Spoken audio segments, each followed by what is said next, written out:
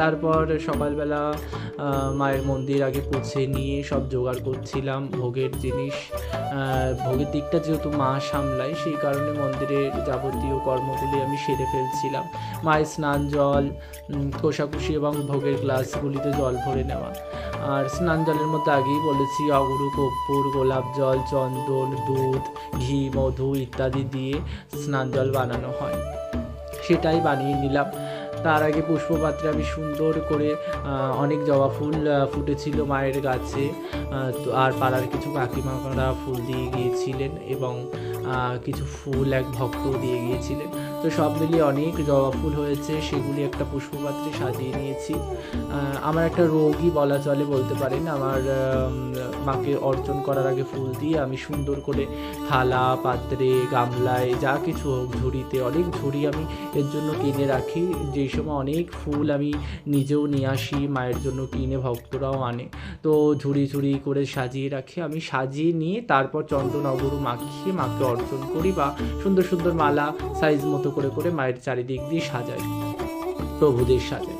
তো তারপরে অর্চনের জন্য আমি তুলসী চন্দনে মাখিয়ে দিচ্ছিলাম, যেহেতু প্রভুদের অর্চন করতে গেলে তুলসীর প্রয়োজন হবে, তুলসী লাগবে। তুলসীবিহীন তো প্রভু কিছু চেনে না, কিংবা তার সেবায় তুলসী ছাড়া হয়ই না।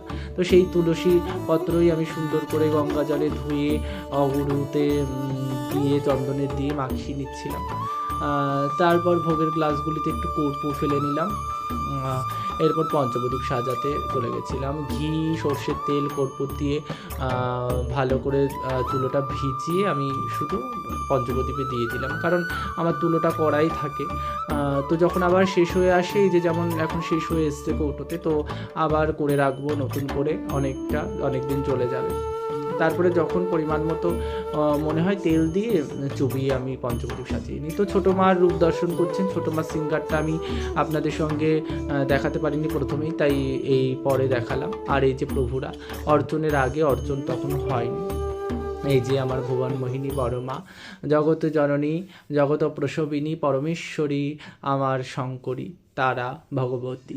আপনারা যাই বলে যাই নামেই রাখুন না কেন, মা তো মাই, তো সকলের মা, আমাদের মা।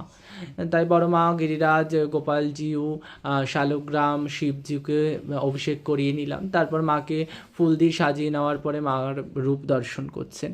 এই দিন যেহেতু প্রতিকারের দিন ছিল, মায়ের প্রতিকার দেওয়া হবে মন্দির থেকে, তা মাধ্যাহ্নে সব সেরে নিয়েছি তাড়াতাড়ি, আরতির ক্লিপটা তুলতে পারিনি।